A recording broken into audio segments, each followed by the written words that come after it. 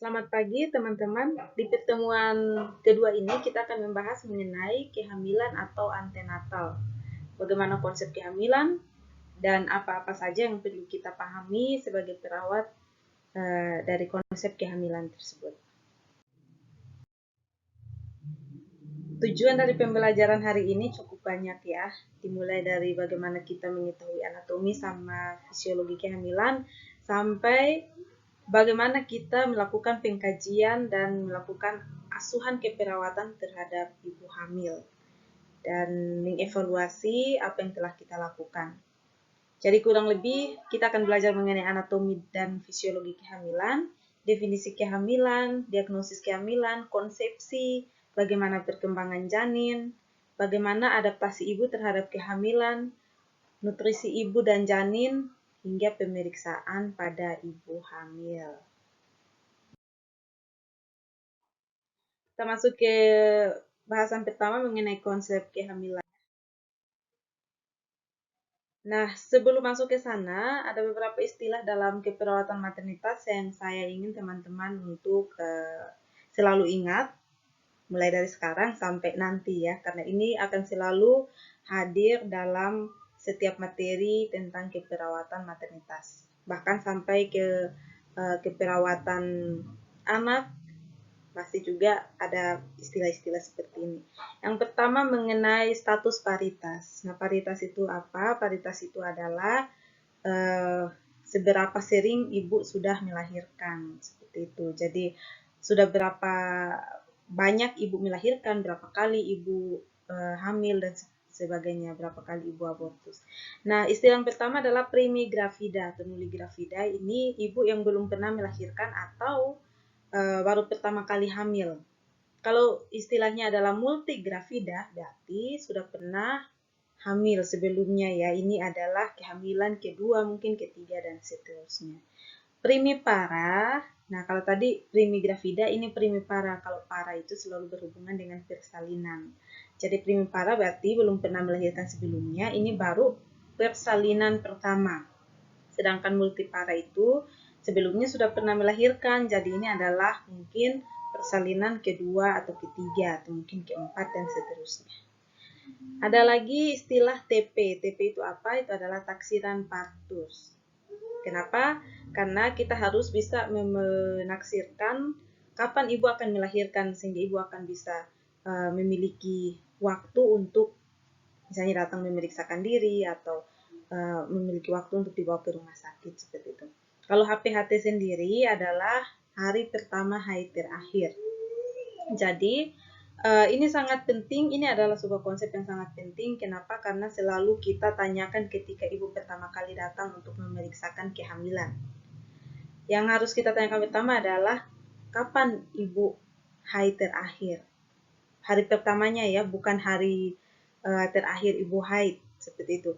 Jadi kalau ibunya menjawab, saya haid terakhirnya itu sekitar tanggal 5 Januari, misalnya seperti itu.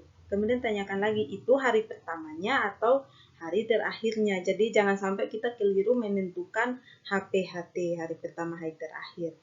HPHT ini yang akan kita jadikan patokan ketika menghitung kapan ibu akan melahirkan.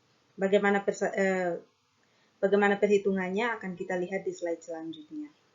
Lalu ada mengenai BBL atau berat badan lahir. Antenatal, masa selama kehamilan, bisa juga disebut dengan antepartum, ANC itu antenatal care, atau perawatan selama kehamilan. Intranatal atau intrapartum adalah masa persalinan, maka postpartum adalah masa setelah selesai bersalin, terkadang disebut juga sebagai masa nifas. Masa nifas adalah masa postpartum hingga 42 hari setelahnya. Untuk definisi kehamilan sendiri, jangan sampai ada yang bilang kehamilan adalah membesarnya perut ibu atau adanya bayi di dalam perut ibu. Definisi kehamilan secara teoritis adalah seperti yang nampak dalam PPT ini, peristiwa yang didahului oleh bertemunya ovum dan sperma dan berlangsung selama kira-kira 9 bulan kalender atau 40 minggu, atau kalau dihitung per hari maka sebanyak 280 hari. Nah, hitungannya dimulai dari tadi itu HPHT, hari pertama periode menstruasi terakhir, hari pertama haid terakhir. Nah, yang terjadi ketika hamil itu adalah terjadi fertilisasi atau bertemunya sel ovum dan sperma di sekitar tuba falopi. Lalu terjadi pembelahan sel dan juga terjadi implantasi atau tertanamnya hasil pembelahan sel baru itu yang tadi hasil pertemuan antara ovum dan sperma itu di kavum uteri atau uterus. Seperti itu. Apa saja tanda kehamilan? Saya harap teman-teman bisa membedakan tiga tanda kehamilan. Ada tanda diduga hamil, tanda mungkin hamil, dan tanda-tanda pasti hamil. Ini harus dibedakan karena setiap ibu hamil kemungkinan bisa mengalami ketiga tanda ini. Tetapi tidak semua semua orang mungkin bisa mengalami ketiga tanda ini, tetapi tidak semua ibu hamil akan mengalami hal tersebut. Misalnya seperti ini. Ibu yang hamil pasti akan mengalami yang namanya amenorea. Amenorea itu apa? Tidak haid ya, jadi terhentinya haid selama beberapa periode waktu tertentu. Nah, itu bisa menjadi salah satu tanda kalau ibu kemungkinan hamil. Kita duga saja kemungkinan ini. Kalau kita duga ibu ini pasti hamil seperti itu, kemungkinan hamil. Ibu juga bisa merasakan payudara tegang. Tetapi untuk wanita atau perempuan-perempuan dengan keadaan tertentu, keadaan penyakit tertentu, mereka bisa juga mengalami keadaan ini, amenorea, payudara tegang. Misalnya ketika beberapa hari sebelum haid, kalau ada yang merasakan payudaranya tegang atau mungkin merasa lebih membengkak dari biasanya, belum tentu itu hamil ya, itu salah satu tanda akan haid. Seperti itu. Jadi kalau misalnya ada yang mengalami salah satu tanda dari tanda diduga hamil ini, jangan langsung divonis sudah hamil. Ada tanda-tanda lain yang perlu dipastikan lagi, yaitu tanda kedua, tanda-tanda kemungkinan hamil ini. Kalau semua tanda yang diduga hamil ini ada, coba lihat, lakukan pemeriksaan di rahim dan perut. Apakah ada pembesaran perut, pembesaran rahim? Kalau ada, oke, checklist. Lalu lihat lagi, apakah ada tanda Hegar? Tanda Hegar, tanda Gödel, Chadwick, dan sebagainya itu teman-teman baca di materi yang sudah saya sampaikan. Sudah ada pengertiannya di sana, apa itu tanda Hegar, Gödel, dan sebagainya. Lalu periksa lagi apakah ada pergerakan ballotment, seperti ketika kita mengisi balon ya dengan air ya, kemudian kita pegang di satu sisi, lalu kita kumpulkan airnya ke satu sisi, kemudian ketika kita lepaskan tangan kita, air itu akan memukul ke tangan kita di sisi yang satunya. Nah, itu ketika terjadi kehamilan dan kita melakukan pemeriksaan ballotment, maka akan terjadi reaksi yang sama pada janin. Kenapa? Karena janin itu kan hidup di cairan ketuban, jadi masih bisa kemana-mana tuh. Kita dorong ke kiri, dia ke kiri, kita ke kanan, dia ke kanan, seperti itu. Jadi masih bisa ada reaksi walaupun. Tapi kalau tidak ada, berarti kita bisa duga ya kemungkinan saja dia hamil, tetapi ada kemungkinan lain mungkin tidak hamil. Mungkin hamil anggur atau misalnya ada penyakit-penyakit tertentu, misalnya tumor dan sebagainya. Lalu terakhir reaksi pemeriksaan kehamilan positif. Nah, reaksi kehamilan positif kenapa penggolongannya adalah di tanda kemungkinan hamil? Karena ada kehamilan-kehamilan tertentu yang bukan hamil janin ya, misalnya hamil anggur, hamil mola, dan sebagainya. Itu reaksi kehamilannya pasti positif walaupun tidak ada janin di dalam, seperti itu. Maka kita harus pastikan lewat pemeriksaan USG. Lalu kita harus pastikan bahwa si ibu merasakan gerakan dan keberadaan janin di dalam rahim, dan kita harus mendengar ada denyut jantung janin. Kalau sampai perutnya terus membesar dan membesarnya sudah agak lama, sekitar 4 bulan, 5 bulan, 6 bulan, tetapi tidak terdengar denyut jantung janin, maka kita harus mencurigai terjadi sesuatu. Itu tanda-tanda kehamilan ya. Jangan lupa ada 3 tanda kehamilan Dan yang tanda paling pasti adalah tanda paling kanan, yaitu hanya 3 saja, ada gerakan dan keberadaan janin dalam rahim yang terasa oleh ibu. Pemeriksaan USG menunjukkan bahwa memang ada janin, lalu terdengar denyut jantung janin. Kita masuk ke konsep kedua, pokok bahasan kedua tentang perkembangan janin. Tadi di slide pertama saya sudah sedikit memberikan gambaran bahwa ketika terjadi kehamilan, hal pertama yang terjadi adalah terjadinya fertilisasi atau pembuahan sel sperma dan juga sel telur atau sel ovum. Jadi itu dilakukan di sel ovum. Di sini ya, di sel ovum sini, kemudian akan terjadi penyatuan antara sel sperma dan sel ovum, yang mana penyatuan ini kemudian akan membuat sel tersebut terus membelah menjadi lebih banyak dan lebih berdiferensiasi seperti itu. Ketika terjadi pembelahan sel, maka sel yang sudah bersatu itu akan melakukan perjalanan sepanjang tuba falopi, kemudian sampai tertanam di bagian dinding dari rahim. Teman-teman bisa lihat di gambar ya, sampai tertanam di bagian dinding dari rahim. Nah, normalnya fertilisasi itu terjadi di sekitar saluran ini. Jadi ketika sel ovum sudah matang, biasanya dia akan dilepaskan oleh ovarium. Nah, ketika dilepaskan oleh ovarium dan ada sperma, maka mereka akan bertemu di sekitaran tuba falopi ini. Nah, kemudian berjalan lagi ke arah rahim seperti itu. Ini kita akan membahas sedikit mengenai dasar difusi sel dan gametogenesis.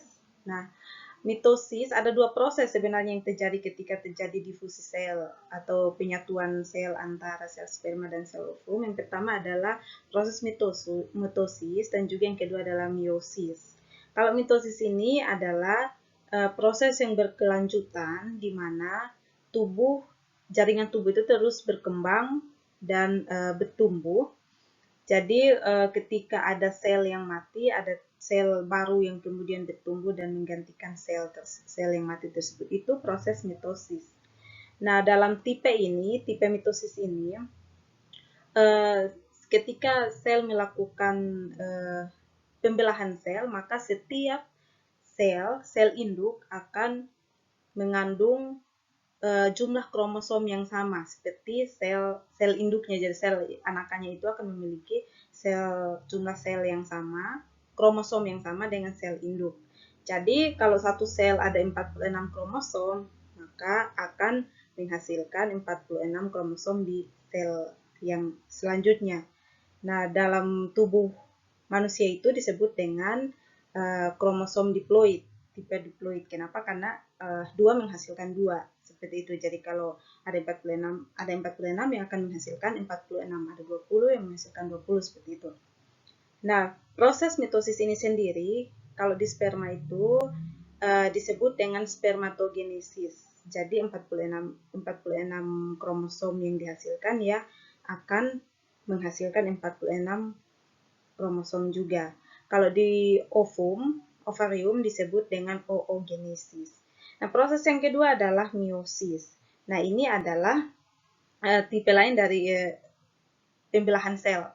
Nah, selama proses meiosis ini, setiap kromosom akan dibagi menjadi setengah dari jumlahnya. Jadi kalau misalnya satu sel itu ada 46 kromosom, maka ketika terjadi pembelahan, di proses meiosis ini akan dikurangi menjadi setengah jumlahnya saja. Jadi 23 kromosom satu sel, seperti itu. Nah, di dalam 23 kromosom itu, setiap sel itu sudah termasuk satu seks kromosom atau satu kromosom seks, seperti itu. Makanya dalam tubuh manusia, kromosom ini disebut dengan kromosom yang berjumlah haploid, bukan diploid ya. Kalau diploid kan 2 berpasang-pasangan. Nah, proses ini biasanya sudah komplit atau sudah lengkap ketika sperma masih di dalam, sperma masih bertransportasi atau berjalan ke tuba falopi dan setelah ovulasi. Jadi ada dua ya, ada dua. Ini adalah pembelajaran biologi sebenarnya yang menjadi dasar dari bagaimana sel mulai bertumbuh. Janin itu mulai bertumbuh dari dua sel ya, kemudian menjadi satu jaringan tubuh yang utuh sampai menjadi sebuah janin. Nah, ini adalah gambar ketika janin berada di rahim, di dalam rahim. Jadi ketika dalam rahim, janin itu akan terhubung dengan si ibu melalui plasenta. Teman-teman lihat ya. Jadi ada beberapa bagian janin. Nah, salah satu bagian janin yang terhubung langsung dengan ibu itu berada di tali pusarnya. Teman-teman lihat bagian yang dekat dengan itu, bagian yang berwarna kuning itu namanya, itu adalah tali pusarnya si janin. Itu yang mengantarkan oksigen dan juga nutrisi dari ibu ke janin. Sedangkan hasil pembakaran energi dari janin itu yang kotor atau darah yang sudah ada dari janin itu kemudian diantarkan lagi ke si ibu untuk dibersihkan di paru-paru ibu lewat umbilical cord atau lewat tali pusat. Nah, ketika janin keluar nantinya, umbilical cord ini yang kemudian kita potong sehingga hubungan antara janin dan ibu menjadi terputus di luar seperti itu. Nah, di bagian yang saya ingin teman-teman perhatikan, bagian yang menyambungkan antara ibu dan janin, terutama di bagian yang menempel ke bagian ibu, ke perutnya ibu, itu disebut dengan decidua basalis.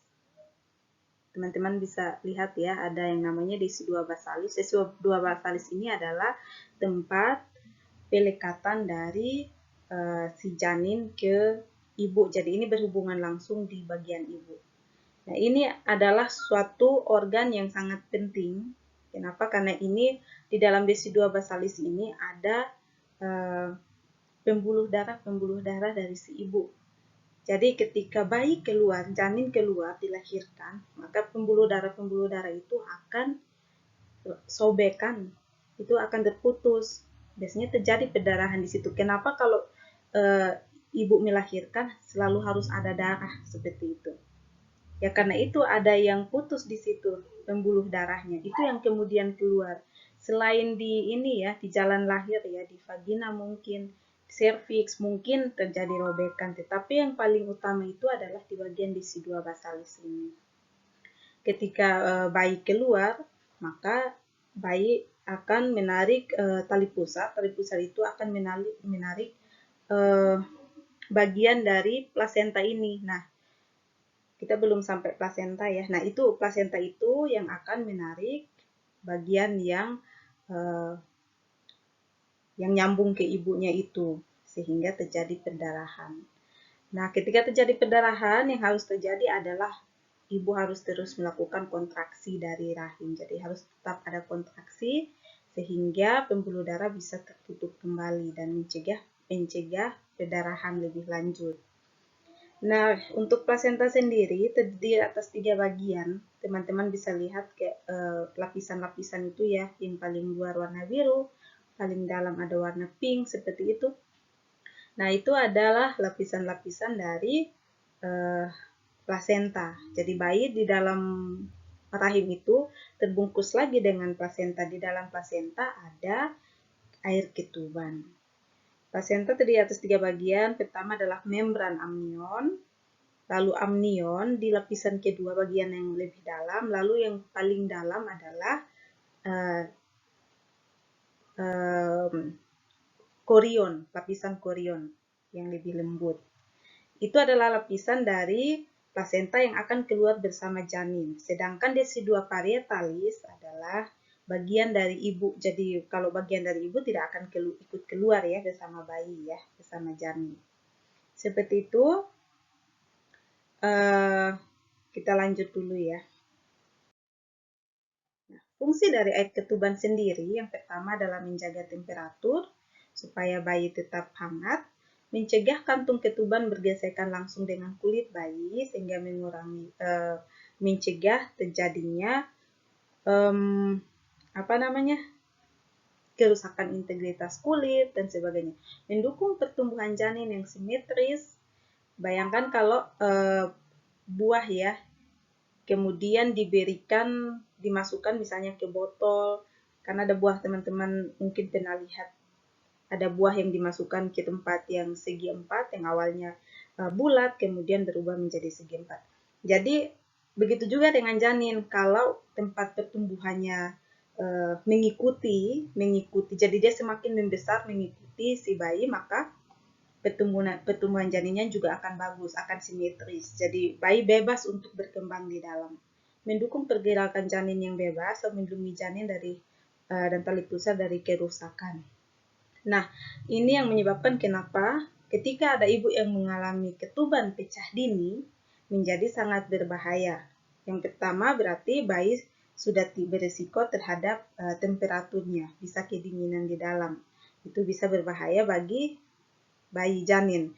Lalu kalau misalnya air ketubannya menjadi menipis, maka kulit bayi akan bergesekan langsung dengan kantung ketuban atau dengan plasenta. Jadi bayi bisa menjadi bisa terjadi risiko kerusakan kulit dan juga terjadi risiko-risiko yang lain, cedera seperti itu. Bayi akan cedera di dalam. Pertumbuhan bayi juga tidak akan bagus kalau air ketubannya lebih sedikit daripada yang sebenarnya, yang seharusnya. Air ketuban yang lebih banyak pun akan sangat berpengaruh kepada bayi. Jadi tidak hanya yang sangat sedikit, tetapi sangat banyak pun akan berpengaruh. Nah, pengaruhnya apa? Saya ingin teman-teman baca ya, karena semua buku pustaka yang diberikan sudah memberikan jawabannya. Yang saya berikan linknya itu. Nah, bagaimana jenis kelamin ditentukan? Jenis kelamin bayi mulai ditentukan. Nah, ketika terjadi pembuahan, maka kita tahu ya, ini bukan pelajaran baru. Sejak mungkin SMP, SMA, teman-teman sudah pelajari ya. Laki-laki itu memiliki kromosom seks XY dan perempuan itu XX. Jadi kalau misalnya punya ayah itu yang lebih dominan, misalnya XY kemudian bertemu dengan ibunya lebih dominan XX, misalnya si ayah ini adalah kromosom X, kemudian bertemu dengan punya si ibu, salah satunya adalah kromosom X, maka akan menjadi bayi perempuan, jadinya XX ya. Ini kan perkawinan ini. Lalu misalnya yang bertemu adalah kromosom Y dari si ayah bertemu dengan ibu, karena ibu tidak ada Y, maka yang pasti akan jadi laki-laki yaitu XY. Jadi salah satu saja si ayah ini yang menentukan sebenarnya jenis kelamin dari anak yang akan dilahirkan, seperti itu. Tahap perkembangan janin ini cukup banyak ya, teman-teman bisa baca di buku. Tetapi secara ringkas, ini yang saya tuliskan di tabel yang ada. Di bulan pertama, biasanya panjangnya masih sangat pendek ya, kurang lebih 2 mm. Tetapi cikal bakal otak sudah mulai ada. Mengapa status gizi ibu itu sangat diperlukan, sangat krusial di 1000 hari pertama kelahiran, karena sejak 0 sampai 1 bulan saja otak itu sudah ada cikal bakalnya, sumsum tulang belakang, wajah sudah ada, dan bahkan di awal minggu keempat sudah berbentuk ruas badan seperti itu. Makanya kesehatan ibu itu sangat penting karena akan sangat menentukan bagaimana pertumbuhan si janin ini selama 9 bulan tersebut. Untuk bulan kedua, biasanya jantungnya si janin sudah mulai berdetak. Muncul tulang belakang wajah, mata, tangan, dan kaki. Kalau minggu ketiga, bulan ketiga sampai minggu ke-12 itu biasanya kepala sudah lebih besar, dagu, hidung, dan kelopak mata. Jadi sudah berdiferensiasi, jadi yang awalnya masih berbentuk abstrak, tidak terlihat jelas, kemudian mulai muncul dagu, mulai muncul hidung, kelopak mata, dan sebagainya. Rahim sudah dipenuhi dengan cairan ketuban. Dan janin sudah dapat menendang. Makanya sekitar bulan keempat itu ibu pasti sudah bisa merasakan gerakan bayi. Bulan ketiga, bulan keempat sudah bisa merasakan gerakan bayi. Masuk trimester 2, jadi teman-teman kehamilan itu dibagi menjadi 3 trimester. Trimester 1 itu bulan pertama sampai bulan ketiga, trimester 2 itu bulan keempat sampai ke-7, dan trimester 3 itu ke-7, setelah ke-7 sampai lahir, seperti itu.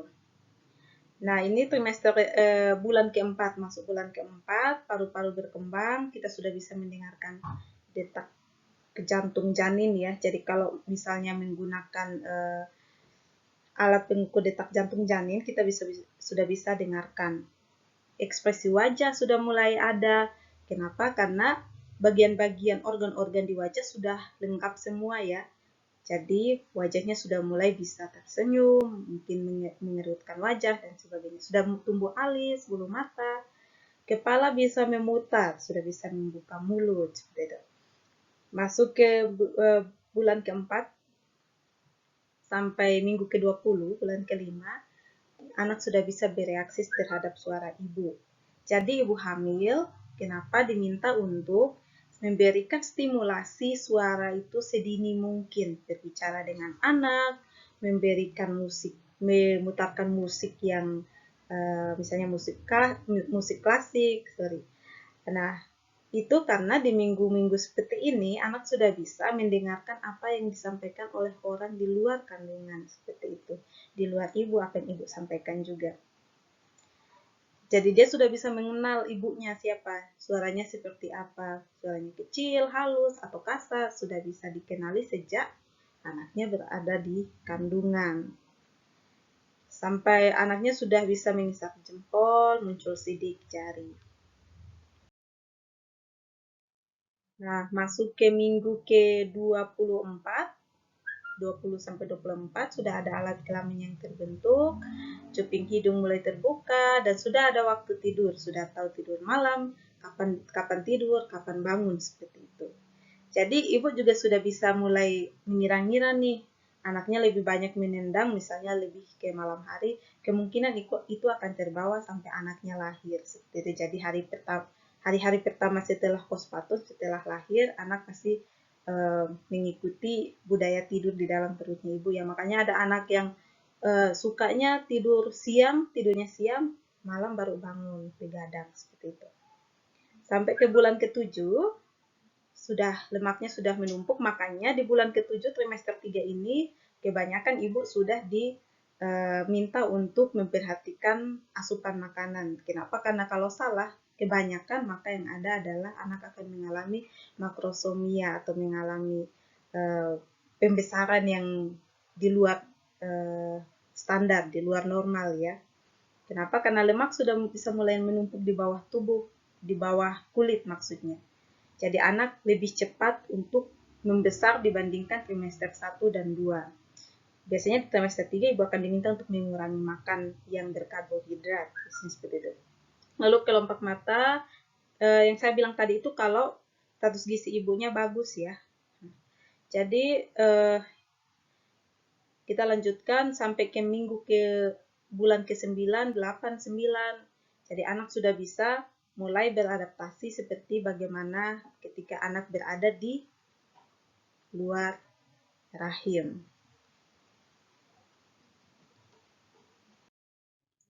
Kita masuk ke sirkulasi darah dari janin. Di dalam rahim, janin memiliki sirkulasi darah yang berbeda dengan bayi ketika sudah berada di luar rahim. Perbedaan besar itu adalah karena ketika berada di dalam rahim, bayi akan terhubung ke ibu melalui umbilical cord atau melalui tali pusat seperti itu. Nah, Kalau teman-teman perhatikan di gambar, ada 2 gambar ya. Ada 3 gambar sebenarnya. Gambar pertama di sebelah kanan atas itu adalah mengingatkan lagi kepada teman-teman bagaimana janin terhubung kepada ibu. Bagian janin, kemudian bagian dari ibu yang terhubung kepada janin. Lalu ada gambar di bawahnya, ada gambar janin dan juga gambar dari bayi. Kalau teman-teman perhatikan istilah-istilahnya, yang tertulis, yang ditunjukkan oleh istilah-istilah tersebut adalah perbedaan antara sistem peredaran darah dari janin dan juga bayi. Kita lihat satu-satu ya. Yang pertama dimulai dari sistem peredaran darah janin. Ketika berada di rahim, maka darah yang bersih atau darah yang teroksigenasi akan memasuki tubuh bayi melalui vena umbilicalis atau vena umbilicus. Nah, ini adalah suatu perbedaan ketika kalau teman-teman ingat lagi ya, di sistem peredaran darah orang dewasa, maka darah yang bersih pasti akan diantarkan oleh arteri, sedangkan darah yang kotor biasanya ditransferkan atau berjalan ke seluruh tubuh maupun kembali ke jantung dan paru-paru untuk dibersihkan itu melalui vena. Kalau yang bersih, arteri. Tapi pada bayi yang masuk itu melalui vena umbilicalis, yang masuk dari decidua basalis kalau teman-teman ingat di slide sebelumnya. Nah, sekitar separuh dari darah yang masuk ke janin itu akan dialirkan ke hati atau liver. Kenapa? Karena liver adalah organ yang paling dekat dari tali pusat sebelum sampai ke jantung. Nah, di situ ada yang namanya ductus venosus. Bukan ductus venosus. Sinus portal yang akan menghubungkan tali pusat ini ke hati. Jadi, darah dari tali pusat akan masuk ke hati atau liver melalui sinus portal. Sedangkan sisanya akan memasuki vena cava inferior. Teman-teman ingat ya. Dan peredaran udara manusia ada 2 vena cava yang besar yang memasukkan darah dari seluruh tubuh. Yang pertama dari tubuh bagian atas disebut vena cava superior, tubuh bagian bawah disebut vena cava inferior. Nah, karena ini berasal dari bawah, maka darah tersebut harus masuk dulu ke vena cava inferior. Masuk melalui apa? Masuk melalui ductus venosus. Teman-teman lihat ya, di bagiannya janin ada jaringan yang namanya ductus venosus. Nah, setelah masuk ke vena cava inferior, maka darah tersebut akan masuk ke atrium kanan. Nah, antara atrium kanan dan atrium kiri, ini ada sekat yang seharusnya memisahkan atrium kanan dan kiri, itu setelah dewasa. Tetapi pada janin, hal ini belum tertutup dengan sempurna. Maka akan ada semacam lubang, ada semacam ruangan di situ antara atrium kanan dan kiri di sekatnya itu, sehingga menyebabkan darah yang berasal dari atrium kanan akan bercampur, akan masuk ke atrium kiri. Bisa teman-teman bayangkan kalau darah dari kanan ke kiri, sedangkan kiri itu sudah bersih ya, sedangkan kanan itu masih kotor. Maka yang terjadi adalah percampuran darah bersih dan darah kotor. Nah, kita lanjutkan dulu. Darah dari vena cava inferior itu yang kemudian masuk ke atrium kanan itu akan turun ke ventrikel kanan. Nah, pada orang dewasa dari ventrikel kanan itu harusnya dipompakan ke paru-paru seluruhnya ya. Tetapi pada janin tidak bisa karena sebagian kan sudah masuk ke atrium kiri, kan? Nah, karena itu darah ketekanannya kan kecil untuk masuk ke paru-paru, jadi hanya sebagian kecil saja yang masuk ke paru-paru. Darah kemudian akan bercampur dari yang ventrikel kiri kanan, kemudian bercampur dengan ventrikel kiri. Kenapa? Karena ada yang namanya ductus arteriosus. Ductus arteriosus ini yang mencampurkan darah dari ventrikel kanan dan kiri. Nah, setelah beredar ke seluruh tubuhnya janin, maka darah yang kotor kemudian akan dikembalikan ke tubuhnya ibu. Karena paru-parunya bayi belum bisa melakukan fungsinya untuk melakukan pergantian oksigen dan sebagainya, pergantian karbon dioksida seperti itu kan. Jadi harus kembali ke paru-parunya ibu untuk dibersihkan lagi. melalui arteri umbilikus. Nah, kita lihat ketika bayi sudah lahir, maka yang terjadi adalah yang pertama, bayi akan melakukan untuk pertama kalinya akan menghirup nafas. Nah, ketika menghirup nafas, maka jantung janin itu akan mengalami tekanan yang lebih besar, khususnya di jantung di sekat antara atrium kanan dan atrium kiri. Nah, ini kemudian akan membuat foramen ovale itu menjadi tertutup. Selanjutnya, hal yang akan kemudian tidak berfungsi ketika janin lahir adalah ductus venosus. Kenapa? Karena ketika bayi lahir, bayi kan akan dipotong tali pusatnya. Ketika dipotong, hubungan antara bayi dan ibu secara fisik akan terpisah. Seperti itu kan. Berarti ductus venosus ini tidak diperlukan lagi. Kenapa? Karena tidak ada darah yang akan masuk melalui tali pusat ke jantung. Jadi tidak akan berfungsi. Nah, kalau tidak akan berfungsi, tidak akan digunakan. Nah, kalau tidak digunakan, maka tidak akan berfungsi. Lama-kelamaan dia akan mengecil terus-menerus, kemudian tidak akan berfungsi lagi. Itu yang kedua. Yang ketiga adalah ductus arteriosus. Karena bayi kan sudah bagus tuh, tekanannya sudah bagus sehingga menutup sekat antara atrium kanan dan atrium kiri, maka darah sepenuhnya akan masuk ke atrium kanan, kemudian akan turun ke ventrikel kanan. Dari ventrikel kanan, maka tekanannya akan menjadi lebih besar untuk dialirkan ke paru-paru, sehingga tidak ada lagi darah yang akan tergabung antara ventrikel kanan dan kiri melalui ductus arteriosus, sehingga lama-kelamaan ductus arteriosus ini juga akan berkontraksi. Nah, apa yang terjadi ketika bayi sampai lahir pun beberapa ketiga hal ini masih tetap terjadi. Nah, itu yang disebut dengan ketidaknormalan pada bayi baru lahir. Teman-teman akan bahas pada kelompok yang membahas mengenai tetralogy of Fallot, kemudian septum defect pada ventrikel. Jadi teman-teman akan pelajari ketika presentasi kelompok nanti. Kita lanjutkan ya.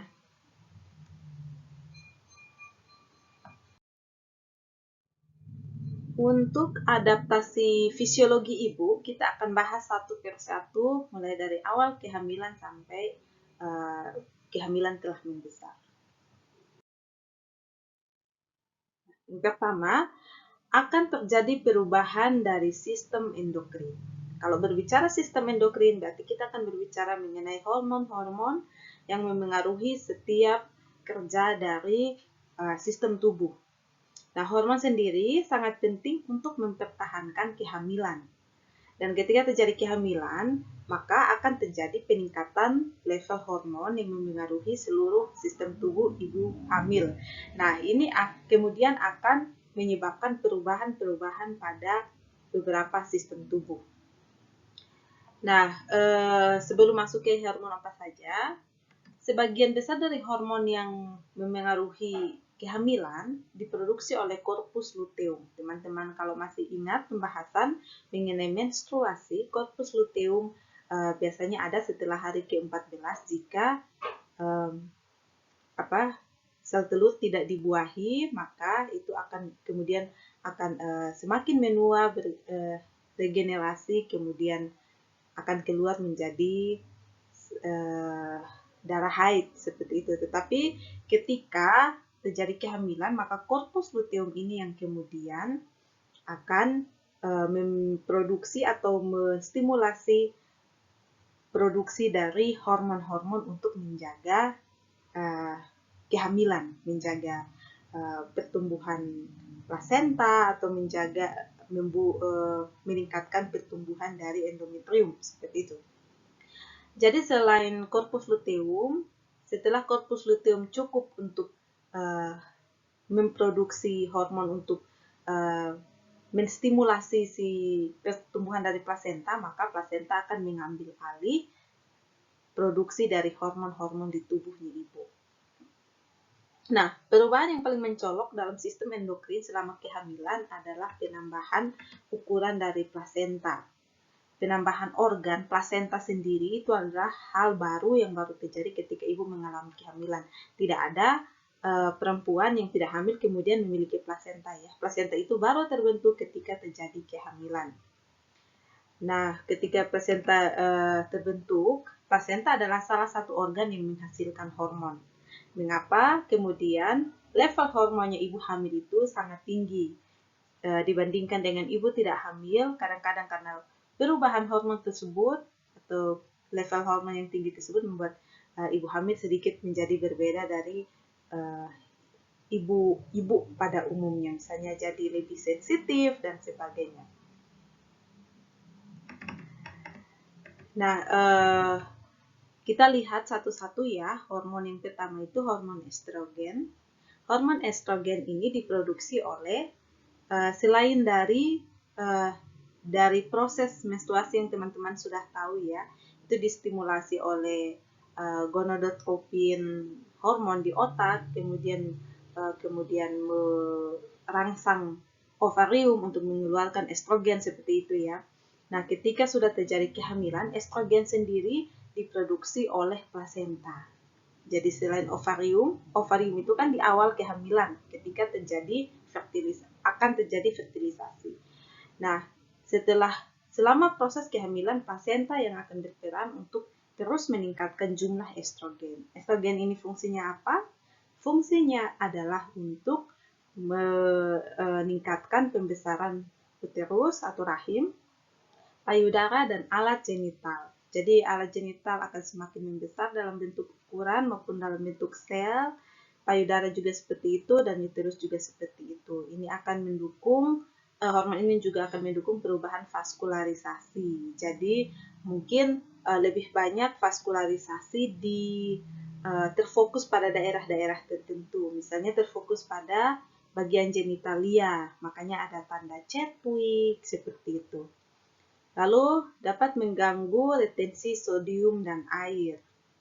Ini adalah salah satu efek dari peningkatan hormon estrogen selama kehamilan. Makanya ketika di akhir-akhir kehamilan, kemungkinan ibu juga bisa mengalami edema atau peningkatan atau kelebihan air dalam tubuh, cairan ya. Yang kedua adalah progesteron. Progesteron ini sendiri diproduksi oleh korpus luteum dan ovarium, lalu ketika kehamilan diproduksi oleh plasenta. Jadi tetap ada progesteron. Jadi levelnya tidak turun. Kalau menstruasi kan dia akan menurun. Ketika menurun estrogen dan progesteron, maka terjadilah pengeluaran darah haid. Tetapi ketika terjadi kehamilan, untuk menjaga itu tetap seimbang jumlah hormonnya, maka plasenta mengambil alih produksi dari progesteron dan estrogen ini. Nah, fungsinya adalah untuk menjaga endometrium. Jadi, ketika estrogen menambah ukuran, maka progesteron menstabilisasi endometriumnya atau rahimnya, sehingga mengurangi kontraksi. Jadi kalau progesteronnya ini berkurang, maka kemungkinan akan terjadi keguguran. Kenapa? Karena kontraksi sebelum waktunya, seperti itu. Menstimulasi sekresi sodium serta mengurangi reaksi jaringan otot lunak. Begitu. Itu fungsi dari hormon progesteron. Sedangkan hormon yang selanjutnya adalah hormon HCG. Hormon HCG ini adalah human placenta lactogen. Human chorionic hormon. Jadi ini diproduksi oleh jaringan tropoblastik. Kalau teman-teman masih ingat jaringan-jaringan anatomi ya, anatomi dari dari janin ketika membelah sel yang bersatu kemudian membelah semakin besar, maka akan ada jaringan namanya jaringan tropoblastik. Nah, jaringan ini yang kemudian memproduksi memproduksi hormon HCG. Hormon HCG ini biasanya dijadikan sebagai indikator dalam melakukan pemeriksaan kehamilan. Karena jaringan tropoblastik berarti jaringan dari janin ini kan yang yang bekerja, berarti pasti ada janin di dalam. Makanya dijadikan sebagai indikator dari kehamilan. Lalu HCG ini fungsinya adalah untuk menstimulasi progesteron dan estrogen agar dapat menjaga kehamilan sampai plasenta terbentuk dan sebagai indikator tes kehamilan sudah saya sampaikan.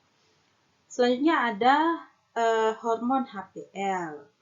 Ini berfungsi untuk memetabolisme glukosa dan protein diproduksi oleh plasenta dan memiliki efek diatogenik. Kenapa? Karena dia memetabolisme glukosa maupun protein. Jadi semakin bagus, semakin tinggi tingkatan metabolismenya, maka yang ada adalah glukosa yang di metabolisme semakin banyak, sehingga terkadang ibu akan mengalami yang namanya diabetes gestasional. Seperti itu. Padahal sebenarnya ibu juga memerlukan glukosa baik untuk ibu maupun untuk janin agar dapat bertumbuh dengan baik. Tetapi kalau semakin stimulasi untuk di metabolisme, kerjanya semakin tinggi, maka yang terjadi adalah ibu akan mengalami diabetes gestasional. Nah, ini adalah hormon selanjutnya, hormon MSH. Hormon MSH ini apa? Nanti teman-teman baca ya. Saya cukup memberikan gambarannya secara umum karena sangat banyak slide yang kita pelajari hari ini, yang kita diskusikan. Nah, hormon MSH ini adalah hormon yang kemudian mempengaruhi bagian intergumen dari ibu. Jadi biasanya menyebabkan hiperpigmentasi. Di sekitar wajah ibu akan timbul bercak-bercak hitam. Kalau misalnya bentuknya seperti kupu-kupu di sekitar pipi seperti itu, maka disebut dengan kroasma. Di bagian perut ibu biasanya ada garis lurus tuh, garis lurus dari pusar ke bagian suprapubik seperti itu disebut linea nigra. Lalu areola menghitam, nipple juga semakin menghitam seperti itu. Itu disebabkan karena perubahan hormon, peningkatan hormon MSH. Hormon selanjutnya adalah hormon prolaktin. Prolaktin ini fungsinya untuk mempersiapkan ASI.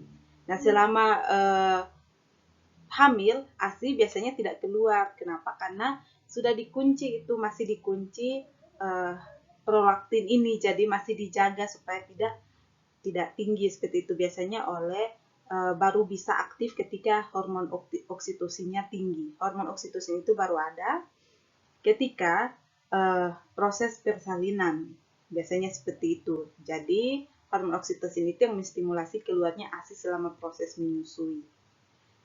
Nah, kalau MSH diproduksi oleh kelenjar pituitari anterior, maka oksitosin diproduksi oleh kelenjar pituitari posterior. Oksitosin ini yang menstimulasi kontraksi uterus. Makanya kalau orang hamil jangan dikasih oksitosin, justru setelah melahirkan, ketika melahirkan maka harus dikasih oksitosin, diberikan injeksi. Supaya apa? Supaya kontraksinya semakin kuat dan pembuluh darah yang kalau teman-teman ingat saya jelaskan di DESI2 basalis itu tetap cepat menutup maksudnya seperti itu.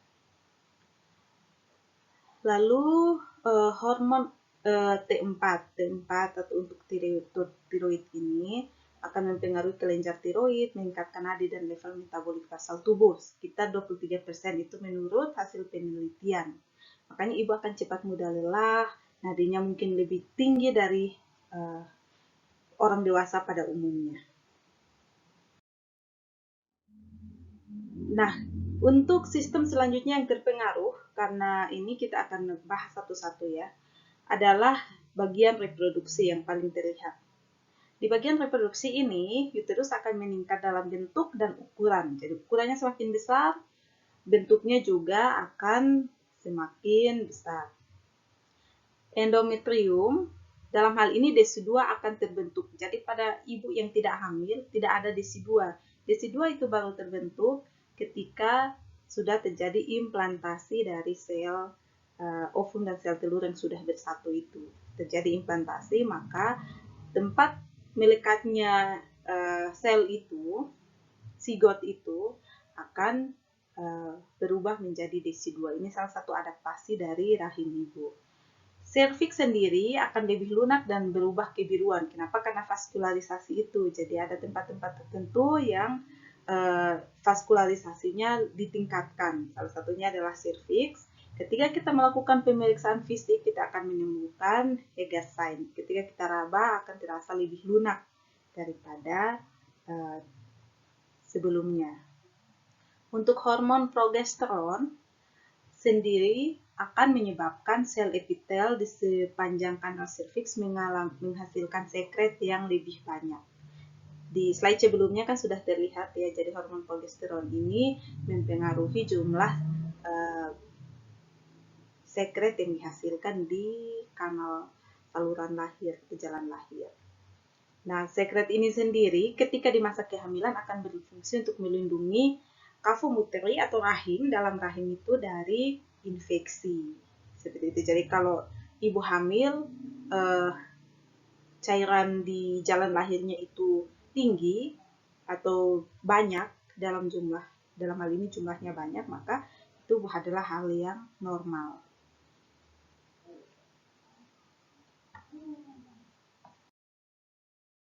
Selanjutnya, ini ada Chadwick sign yang saya bilang tadi. Saya minta teman-teman cari sendiri, tetapi sudah tertulis di sini, di mana vagina dan perineum serta vulva mengalami peningkatan vaskularisasi dan hiperemi, jadi terlihat lebih merah.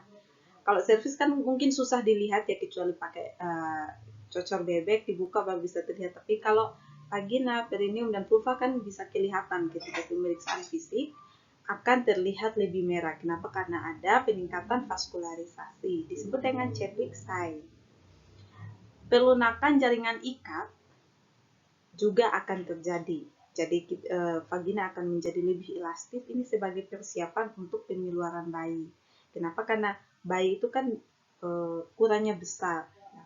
Kalau semasa kehamilan itu, vagina akan mulai beradaptasi untuk elastis. Jadi tidak kaku seperti itu ya. Jadi ketika terjadi pengeluaran bayi, maka akan menjadi mudah. Lalu terjadi keputihan. Nah, ini yang tadi terjadi karena hormon apa? Progesteron tadi ya. Lalu ovarium tidak mengalami ovulasi. Kenapa tidak mengalami ovulasi? Karena hormonnya tidak bekerja lagi. Sudah hamil ya. Kalau hamil tidak mungkin ada ovulasi lagi ya, sampai nanti bayi lahir, kemudian ibu mengalami masa subur lagi, baru bisa mengalami ovulasi. Corpus luteum, ini saya ulangi lagi ya, corpus luteum berkontribusi terhadap produksi progesteron sampai plasenta terbentuk. Ketika plasenta sudah terbentuk, maka plasenta yang akan mengambil alih semua produksi hormon-hormon tersebut.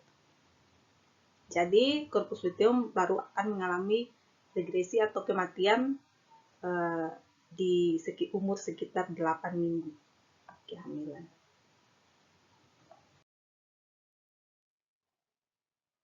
Selanjutnya, untuk organ reproduksi sekunder seperti payudara, biasanya akan terasa nyeri. Kenapa? Karena terjadi pembesaran alveoli, ductus, saluran-saluran di payudara itu akan membesar. Nah, itu yang akan membuat terasa nyeri dan mulai akan terisi dengan air susu ibu, walaupun air susunya belum keluar karena hormon yang menstimulasi air susu ibu itu masih belum bekerja secara aktif. Nah, lalu ductus dan ductulusnya juga mengalami hipertrofi selain sel-sel jaringan di payudara. Dan karena progesteron menambah sel-sel sinus, maka terjadi perubahan dalam sel. Jadi perubahan dalam sel maupun perubahan dalam ductus dan ductulus. Ductus itu saluran utama, ductus itu yang kecil-kecil. Mungkin ibu akan mengalami percepatan nafas atau frekuensi nafas yang lebih cepat. Ini untuk sistem pernapasan. Kenapa? Karena metabolisme tubuh ibu sudah disampaikan sebelumnya ya, terjadi dengan lebih cepat. Dan ibu butuh untuk memenuhi kebutuhan oksigen untuk berdua, bukan hanya ibu, tapi untuk ibu dan janin. Selanjutnya, ibu cenderung menggunakan pernapasan dada daripada pernapasan perut. Kenapa? Karena abdomen biasanya akan cenderung membesar. Kalau sudah membesar, maka pernapasan perut akan susah, jadi akan lebih mudah untuk menggunakan pernapasan dada.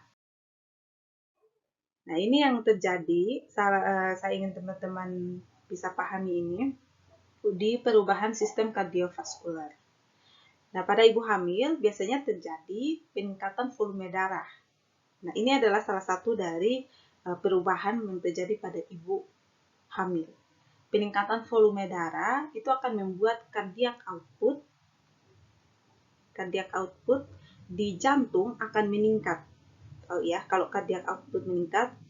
Nah, tujuan dari peningkatan volume darah ini sebenarnya adalah salah satu adaptasi yang dilakukan oleh tubuh untuk membantu pertukaran nutrisi, oksigen dan produk limbah di dalam plasenta, dan juga untuk memenuhi kebutuhan jaringan dari ibu sendiri, serta untuk suplai darah dalam mengantisipasi perdarahan selama persalinan. Jadi selama kehamilan itu semua persiapan untuk selama kehamilan maupun selama persalinan sudah dilakukan oleh tubuh, sudah dilakukan adaptasi-adaptasi oleh tubuh.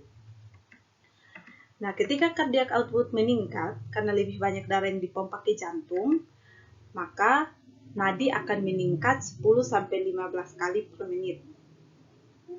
Nah, jadi kalau pada ibu hamil akan terjadi sedikit perbedaan dari TTV.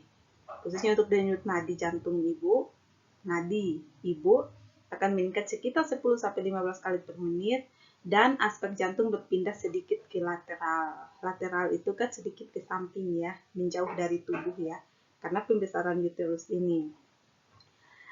Tekanan darah sendiri sebenarnya tidak ikut meningkat karena resistensi aliran darah dalam pembuluh darah juga ikut berkurang. Jadi volume darahnya yang bertambah tetapi resistensinya berkurang. Jadi tekanan darah biasanya tidak ikut bertambah seperti itu. Terkadang tekanan darahnya akan berkurang. Nah, ini ketika ibu hamil tidur dan tiba-tiba bangun, terkadang ibu akan pusing, ibu hamil akan pusing. Itu terjadi karena apa? Itu jadi karena gambar yang nampak di slide ini, teman-teman. Nah, kan bila terbaring terlentang pada akhir kehamilan, ya ketika kehamilan telah membesar, kurang lebih di trimester 2 atau trimester 3, biasanya uterus akan menekan vena cava inferior, bagian bawah ya. Nah, sehingga mengurangi venous return. Jadi pengembalian darah dari tubuh bagian bawah itu akan dikurangi sehingga tidak mencapai jantung gitu kan, tidak mencapai jantung, mungkin mencapai jantung tapi sedikit saja bagian darah yang sampai ke jantung, sehingga akan membuat ibu merasa pusing. Nah, ini yang disebut dengan supine hypotension syndrome, seperti itu, atau COP. Nah, jadi kalau ada ibu hamil yang memeriksakan kehamilan dengan tekanan darah di atas 140/90, maka harus diwaspadai. Kenapa? Tidak mungkin ibu hamil normal akan mengalami tekanan darah yang tinggi seperti itu. Seperti itu ya, harus diwaspadai ibu mengalami tekanan darah selama kehamilan. Seperti itu.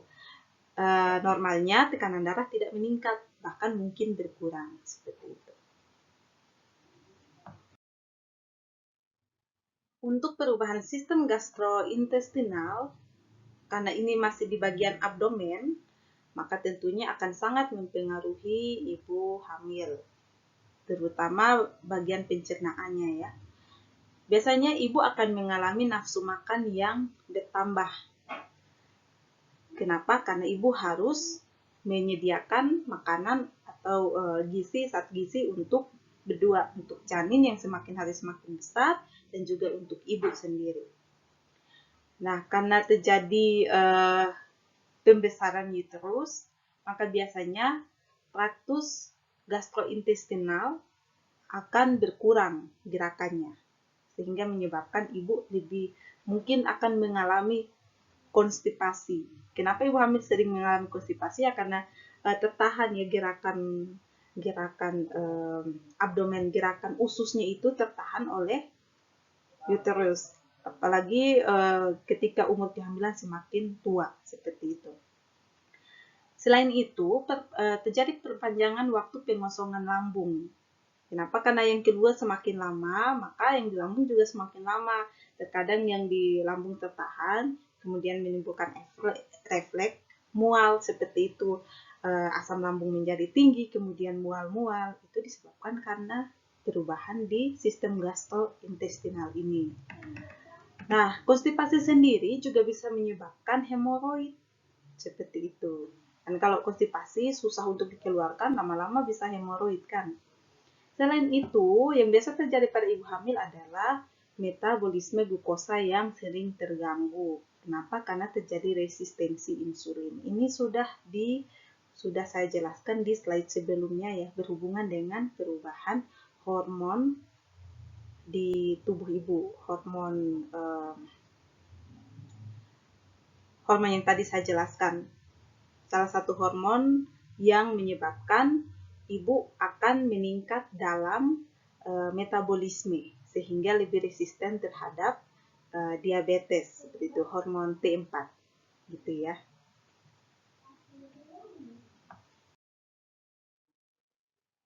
Di sistem renal, sistem perkemihan, nah ini terjadi resistensi air untuk tetap menjaga volume darah.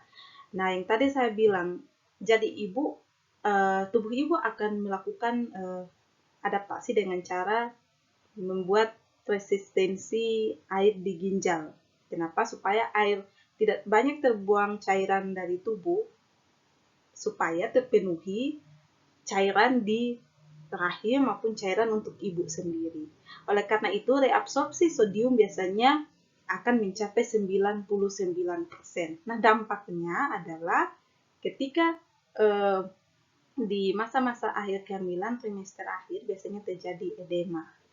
Ini akan membaik kembali ketika ibu sudah selesai melahirkan, seperti itu. Nah, di ginjal sendiri, karena terjadi resistensi air, maka akan terjadi laju filtrasi akan meningkat.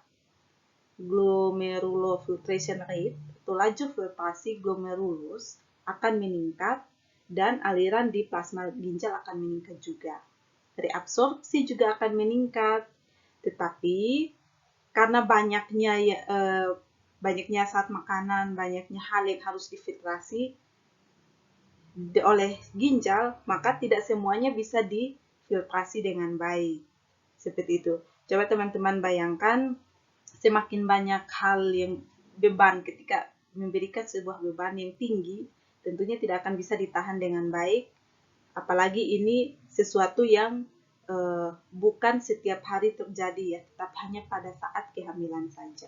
Makanya pada ibu hamil biasanya akan ditemukan glikosuria atau glukosa dalam urin dan juga proteinuria atau protein dalam urin. Ini pengaruh dari glomerulofiltration rate yang meningkat, seperti itu. Progesteron sendiri kemudian akan menyebabkan relaksasi.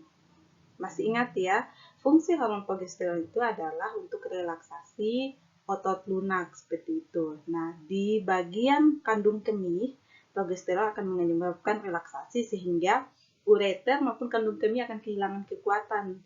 Jadi, ibu kemungkinan akan mengalami risiko infeksi. Kenapa? Karena bisa saja karena pipis terus ya, buang air kecil terus, peristaltik bladder kurang, jadi urin terkadang masih tersimpan di kandung kemih, seperti itu.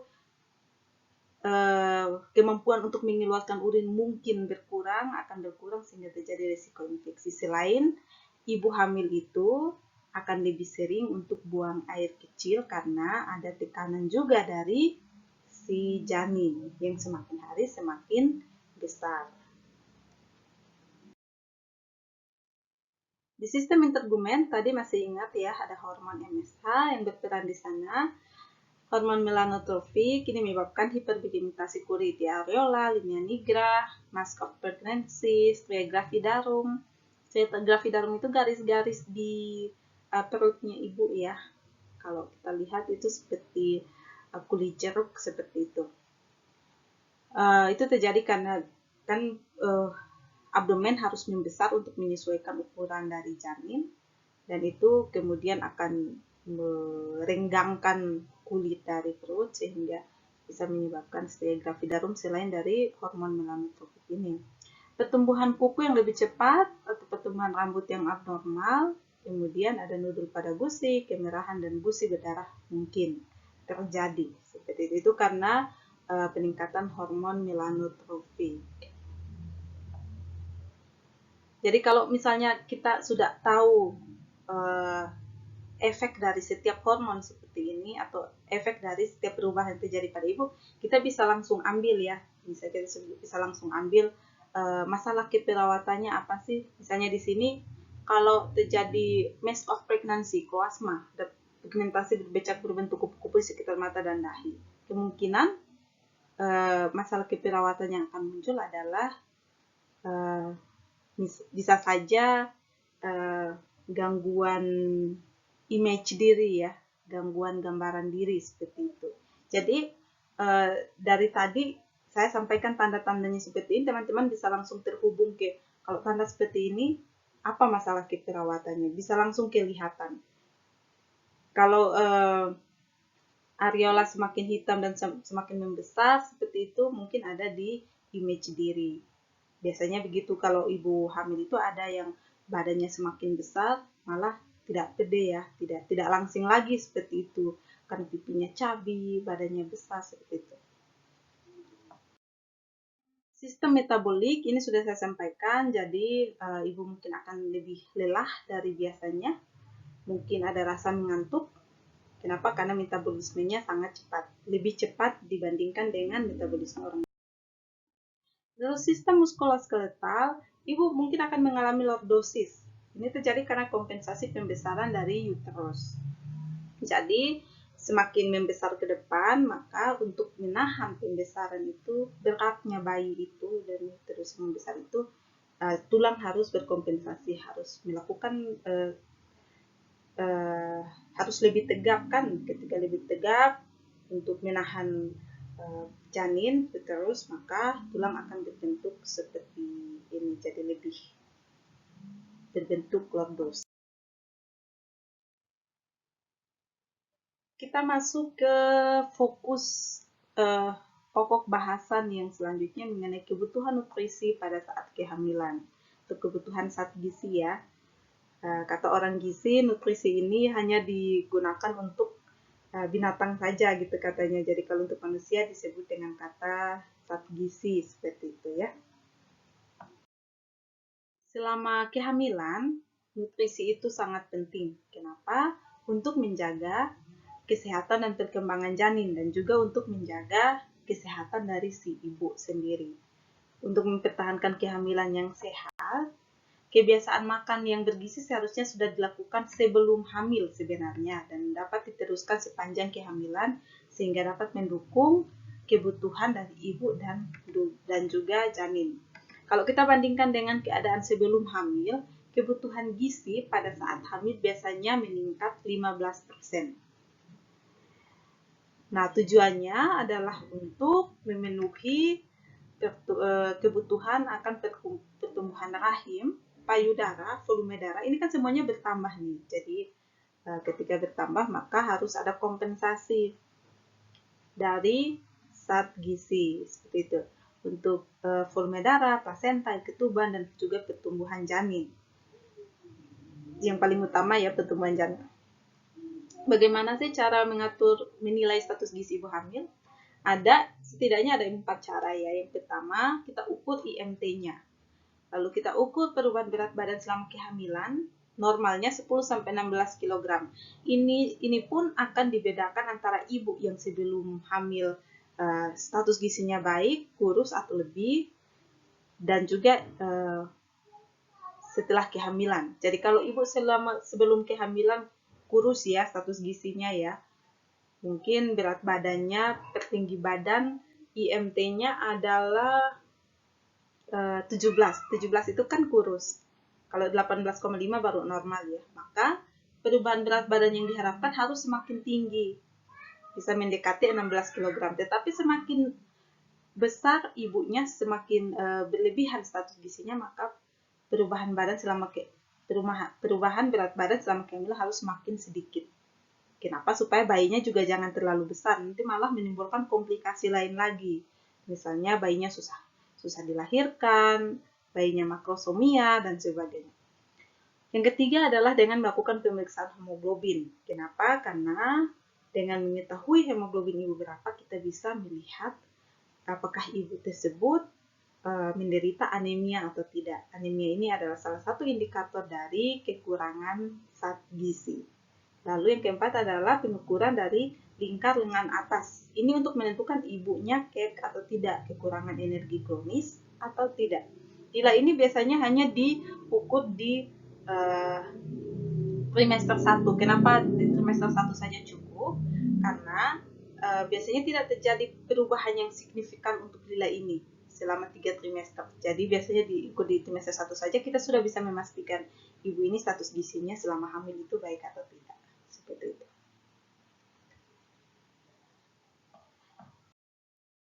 Lalu kita lanjutkan ke pengukuran IMT.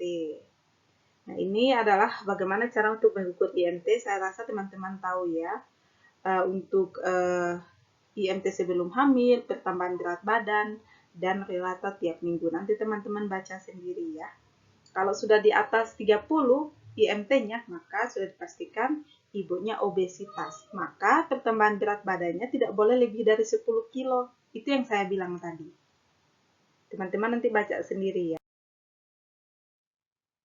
Nah, selain dengan memanajemen, selalu rutin melihat berat badan setiap bulan, yang biasanya ada di puskesmas, rumah sakit maupun posyandu, ketika melakukan antenatal care, yang selanjutnya adalah memperhatikan asupan makan. Yang harus diperhatikan adalah energi, makanan yang mengandung sumber energi. Biasanya di trimester 1 tidak ada tambahan, kecuali ibu mengalami mual dan muntah. Gitu ya. Kalau ibu mengalami mual dan muntah di trimester 1, maka makanan yang mengandung energi, misalnya karbohidrat, harus ditambah. Tetapi ibu sendiri, normalnya ibu hamil harus ditambah porsi makannya 1,5 kali dibandingkan dengan sebelum hamil, seperti itu. Zat gizi makro harus diperhatikan dan juga zat gizi mikro. Selain itu, suplemen-suplemen harus ditambahkan seperti tablet Fe, tablet kalat, vitamin, seperti itu. Ini hanya contoh ya, angka kecukupan gizi untuk setiap orang. Ada perbandingan antara wanita dewasa, kebutuhan wanita hamil, dan juga sumber makanannya dari mana. Jadi kalau di wanita dewasa, energi sumber makanan yang menghasilkan energi atau kalori yang dibutuhkan adalah 2.500, maka ketika hamil harus ditambah 300, kurang lebih 300 ya, 300 kalori seperti itu. Sampai ke vitamin C. Bagaimana cara mendapatkan gizi seimbang saat kehamilan? Ini akan menjadi bahan ketika teman-teman melakukan penyuluhan atau konseling kepada ibu hamil. Makan dengan pola gizi seimbang dan bervariasi, 1 porsi lebih banyak dari sebelum hamil. Tidak ada pantang makan selama hamil. Cukupi kebutuhan air minum, minimal 10 gelas per hari. Dan jika mual atau muntah dan tidak masuk makan, maka pilih makanan yang tidak berlemak.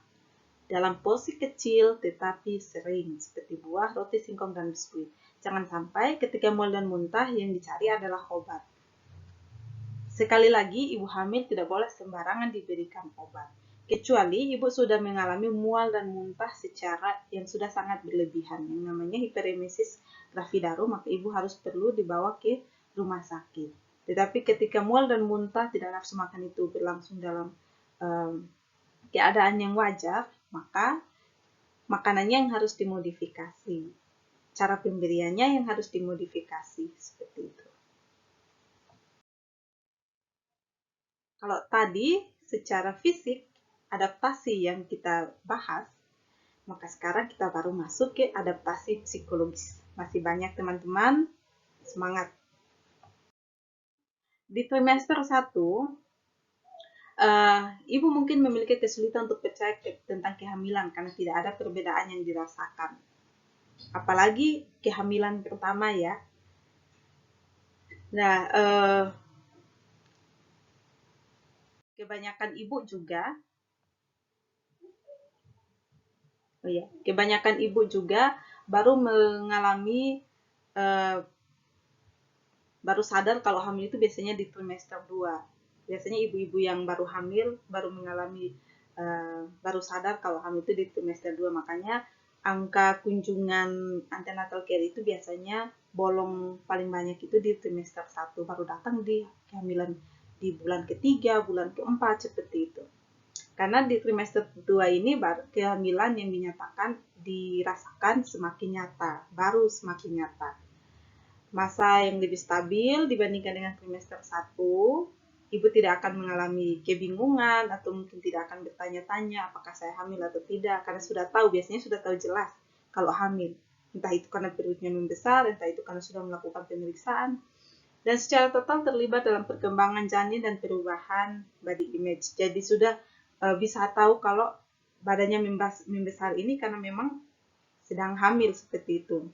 Dan itu terjadi karena pengaruh dari kehamilan. Nah, tetapi ada masalah di trimester 2 ini. Biasanya ibu sudah ada gangguan relasi seksual dengan pasangan. Kenapa? Karena sudah semakin membesar janin yang ada di perut.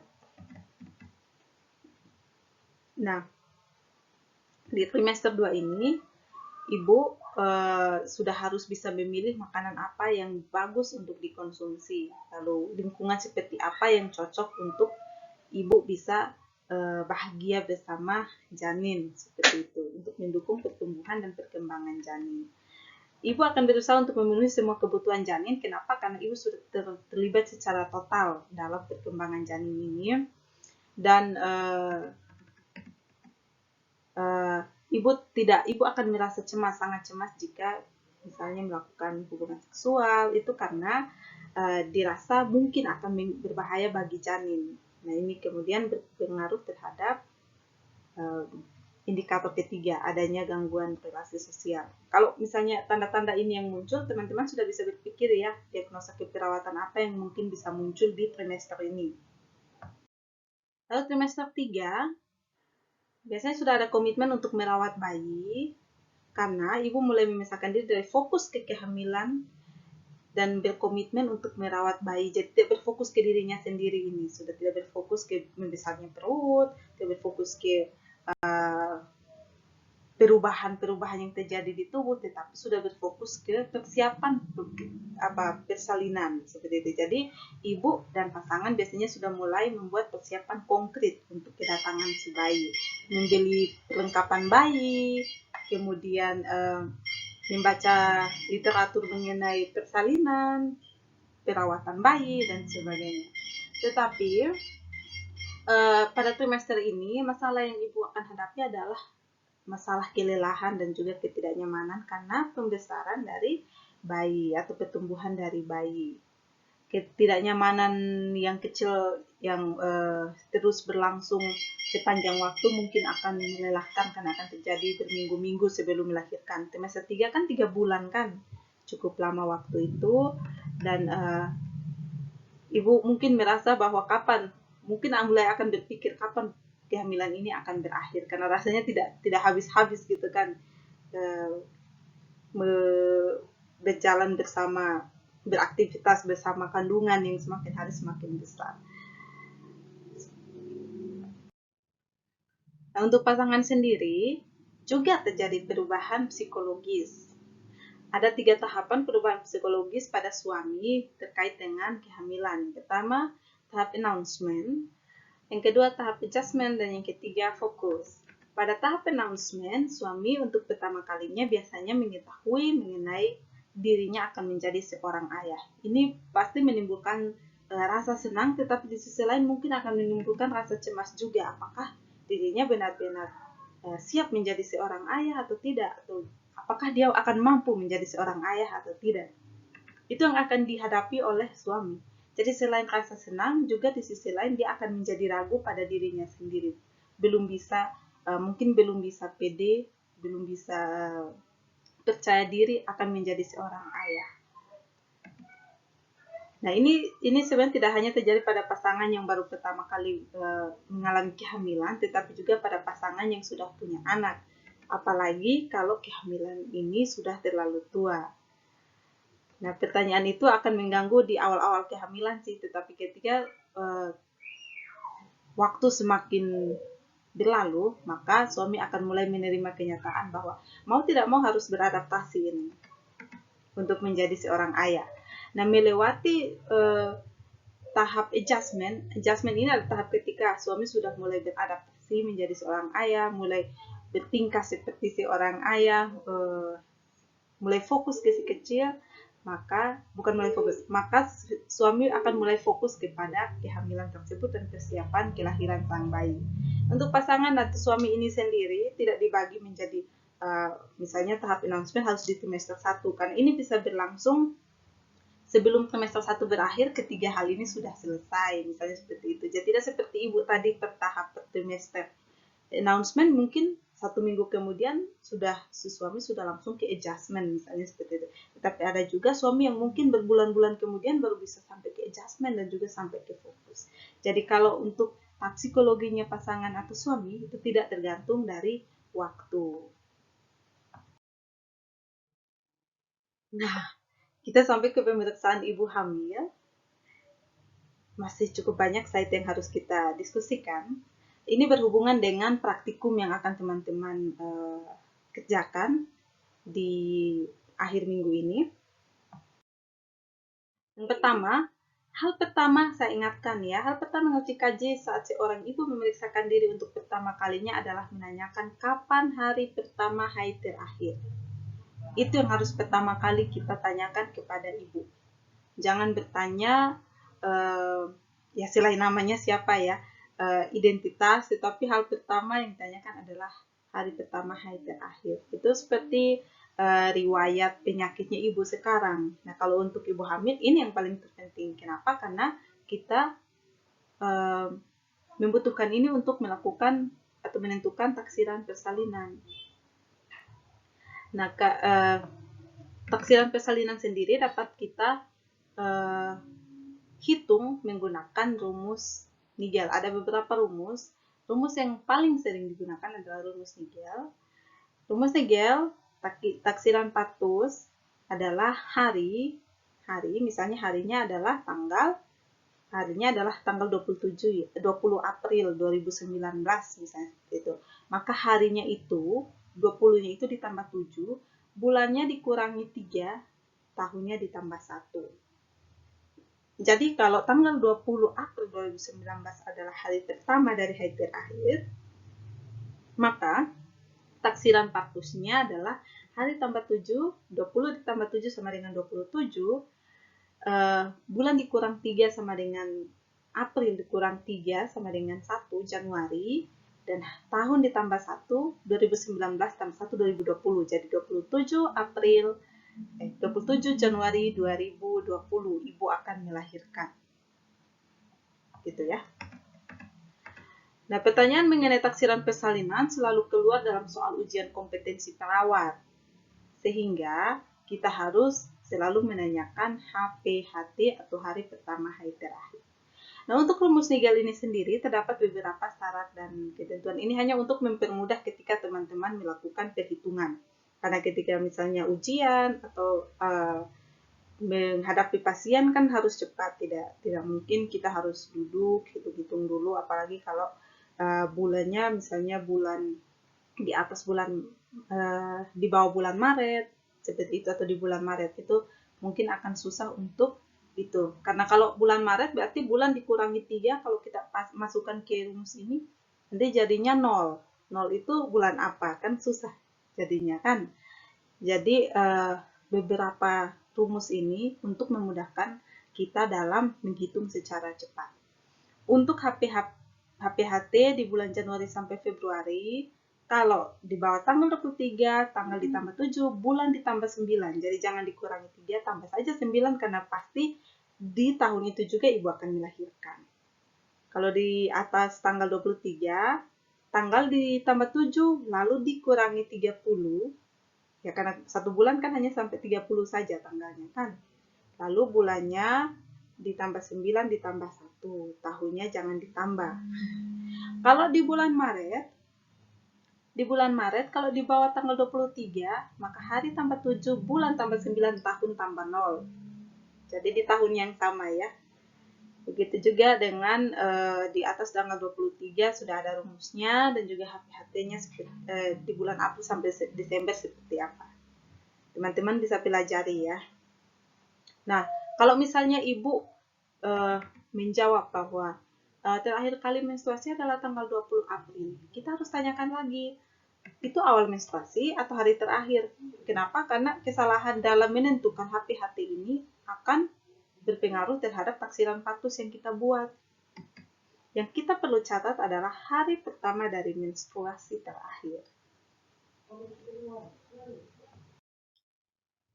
Nah, setelah HPHT yang harus kita gali lebih lanjut adalah riwayat obstetri tentang informasi kehamilan sebelumnya. Kita harus tanyakan, sudah berapa kali ibu hamil sebelum ini? Dengan kehamilan ini kehamilan keberapa, persalinan akan bersalin keberapa kalinya. Beberapa istilah yang akan saya sampaikan, saya ingin teman-teman pahami adalah sebagai berikut. Yang pertama, gravida. Gravida itu di awal slide sudah saya sampaikan ya, tentang kehamilan, paritas tentang kelahiran, abortus teman-teman tahu sendiri, dan anak hidup. Jadi kalau misalnya teman-teman menemukan bahwa ini adalah kehamilan pertama, sebelumnya tidak pernah bersalin dan tidak pernah abortus sebelumnya, maka teman-teman tuliskan istilahnya dengan menuliskan frekuensi di sebelah kanan dari istilah yang dimaksud. G1 itu artinya hamil pertama, ya kan? Gravida 1 ya. P0 itu adalah paritas 0, artinya tidak pernah bersalin sebelumnya. A0 adalah abortus 0, tidak pernah abortus sebelumnya. Itu ya. Jadi nanti teman-teman latihan sendiri, ini juga sering keluar di ujian kompetensi nasional. Nah, kalau G3, P1, A1 berarti ini adalah kehamilan ketiga. Berarti sebelumnya sudah hamil 2 kali kan? Tetapi di sini ditulis P1. P1 artinya baru pernah 1 kali melahirkan. Berarti satunya kemana? Kan harusnya 2 kali hamil toh. Kalau 2 kali hamil, kalau satunya lahir, berarti satunya tidak sempat lahir. Nah, di sebelahnya tertulis A1. Ternyata kehamilan yang satunya itu mengalami abortus. Seperti itu. Nanti teman-teman bisa latihan sendiri ya, untuk penulisan riwayat obstetri ibu. Lalu yang harus kita lihat adalah berat badan bayi lahir dan usia gestasi sebelumnya. Dan jenis, tempat, dan penolong persalinan, kesulitan persalinan, serta komplikasi apa yang ibu pernah dapatkan ketika persalinan sebelumnya. Ini berguna untuk mengantisipasi komplikasi-komplikasi yang mungkin muncul ketika kehamilan dan juga persalinan. Karena biasanya kalau ibu mengalami komplikasi sebelumnya, maka risiko untuk mengalami komplikasi saat ini akan menjadi lebih tinggi.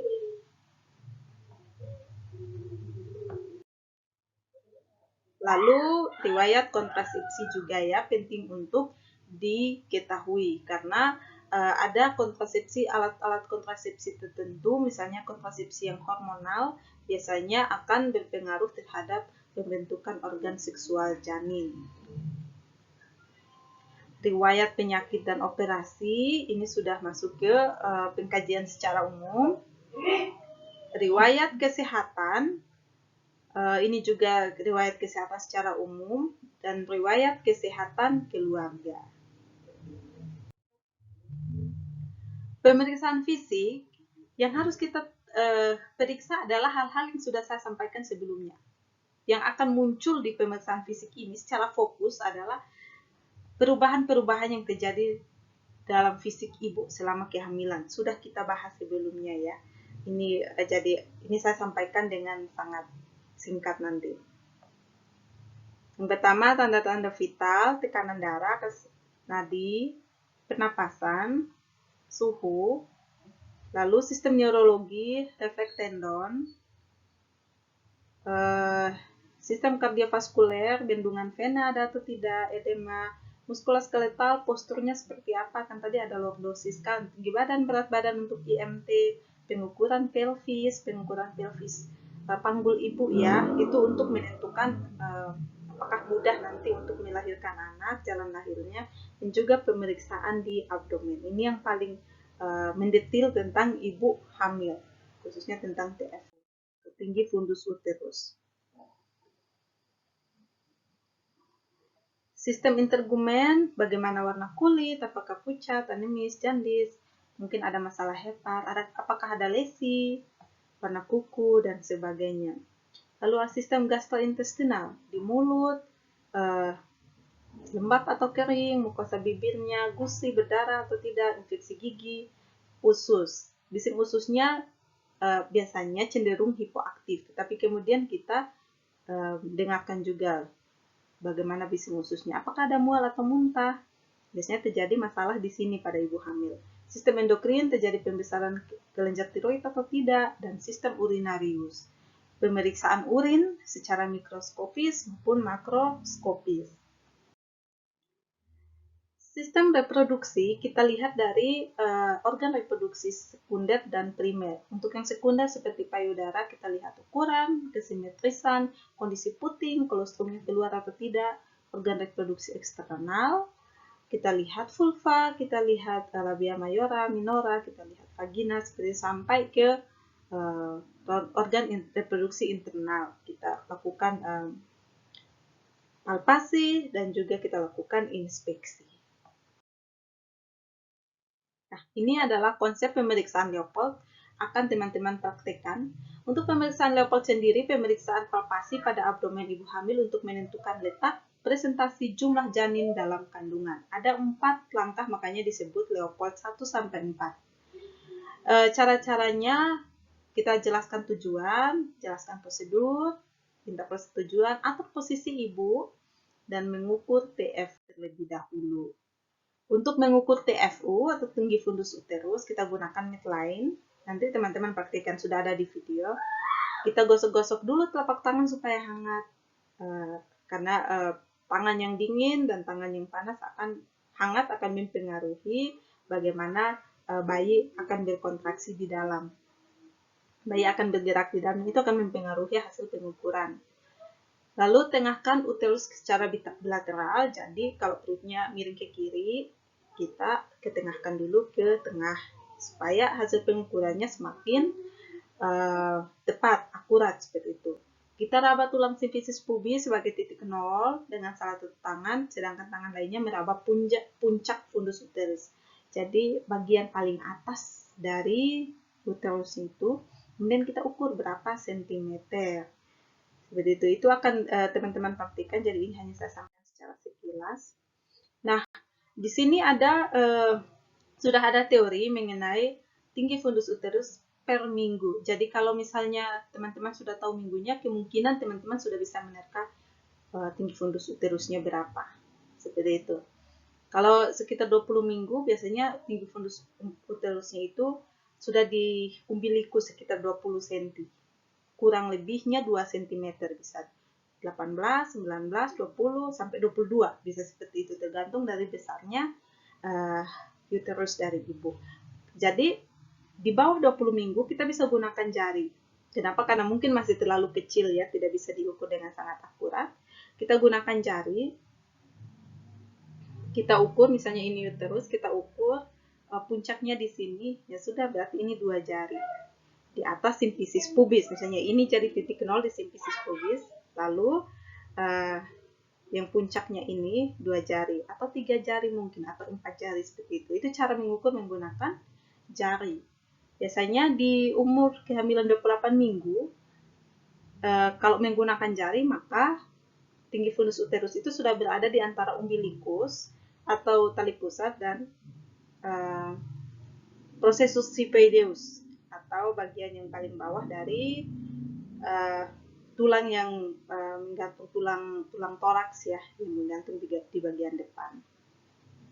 Jadi sudah semakin besar. Nah, masuk ke Leopold 1 setelah pemeriksaan tinggi fundus uterus, kita palpasi bagian puncak tadi. Kita coba rasakan apakah teraba lunak, besar, atau kecil-kecil. Kalau lunak dan besar, berarti kemungkinan itu adalah bokong. Seperti itu. Atau jangan sampai kecil-kecil, berarti itu adalah kaki. Mungkin kakinya di atas ya, gitu ya. Tetapi kalau misalnya keras, bulat dan keras, berarti itu kemungkinan kepala. Untuk memastikannya kita lanjutkan ke Leopold 2. Di Leopold 2, tangannya kita diturunkan ke samping. Dua tangan ya, masih tetap dua tangan ke samping. Tangan kanan di sebelah di sisi kanan dan sisi kiri. Kemudian kita coba untuk merasakan. Ketika tangan kanan merasakan itu abdomennya, terusnya kita tangan kiri menopang seperti itu. Kemudian gantian tangan kiri menopang, kanan menopang, tangan kiri merasakan. Kalau teraba datar, keras dan lebar itu adalah punggung. Dan kalau teraba kecil-kecil itu adalah ekstremitas. Jadi tinggal dirasakan saja apa yang teraba seperti itu. Untuk memastikan lagi, kita lanjut ke Leopold 3. Di Leopold 3, kali ini posisi pemeriksa akan menghadap posisi berada di sebelah kanan ibu, menghadap ke perut, menghadap ke kakinya ibu, kemudian kita pegang belum menghadap ke kaki. Nah, jadi ibu menghadap ke perut, kemudian ibu pegang segmen bagian bawah dari perutnya ibu. Kemudian kita lihat apakah teraba keras atau bulat. Dan bulat, kalau itu yang teraba keras dan bulat berarti itu kepala. Tetapi kalau teraba kecil-kecil berarti itu kaki. Berarti itu mengkonfirmasi apa yang tadi kita raba di Leopold 1 seperti itu. Jadi Leopold 3 ini mengkonfirmasi apa yang kita raba di Leopold 1 antara kepala dan kaki seperti itu, atau kepala dan bokong seperti itu. Kita goyangkan, misalnya yang teraba kepala kita goyangkan. Kalau masih bergoyang, masih bergoyang berarti belum masuk PAP. Tetapi kalau sudah tidak dapat digoyangkan berarti sudah masuk PAP. Maaf, di sini salah tulis ya. Kalau masih bergoyang berarti dia masih di atas, belum masuk pintu atas panggul. Tetapi kalau sudah tidak dapat digoyangkan berarti sudah masuk pintu atas panggul. Jadi akan terus turun ke bawah.